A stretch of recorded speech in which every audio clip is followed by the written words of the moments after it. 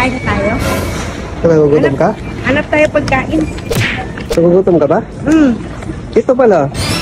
Post na yan sa... So yun na nga guys, gutom si madam at nagyaya ito ng kain. Kaso nung nakita niya ang presyo ng pagkain, bigla na lang nawala ang gutom niya. Akalain mo, presyo ng ulam pang 3 araw niyang alawan, kaya napalunok si madam at sabay alis baka maabutan pa ng crew at makorner pa ito. Kaya naisipan ni madam na maghanap pa ng ibang restaurant, baka sakaling may mura, hindi yung mapapamura sa presyo. So yun na nga, walang tigil sa paghahanap si madam.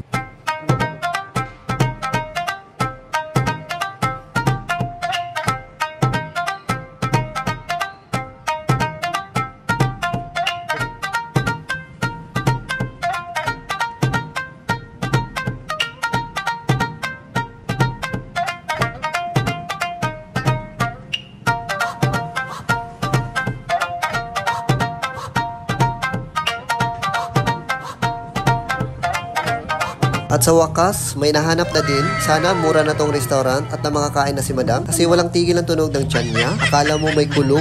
Yun pala, yung tiyan niya na parang nagsasabong na mga hangin. Nakakatakot. Baka kasunod nito kabag. Pagkatapos, utot-utot na. Kung mapapansin nyo, dali-daling kinuha ni madam yung menu. At excited na ito buksan. Pero nung makita niya yung presyo ng pagkain, kunwari namimili-mili pa. At kunwari, hindi niya gusto ang food. Pero deep inside, sobrang paborito niya ang mga ito. Kasi alam mo bakit? Paborito niya yung fried chicken, calamares, chicken wings, hipon, at iba pa. Sobrang dami ng mga masasarap na pagkain. Kaso, sobrang mahal na ang presyo. Kaya biglang nanahimik kulog ng tiyan ni madam. Kahit ganun pa man, maasa pa rin si madam na baka sakaling mabigyan ng senior discount o student discount. Joke lang. So, ayun na nga. Wala ding nangyari sa pag-aantay ni madam. Lipas gutom lang talaga.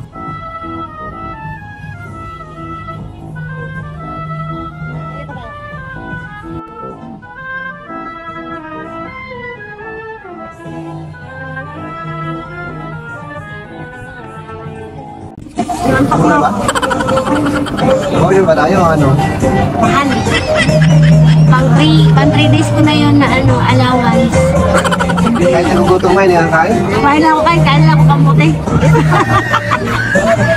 Pagkamutin lang ako, iwas cholesterol and tipid. Sigurado ka kasi sabi mo nagugutom ka na eh.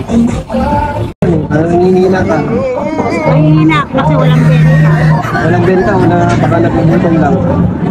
Pwede tayo mag-take out?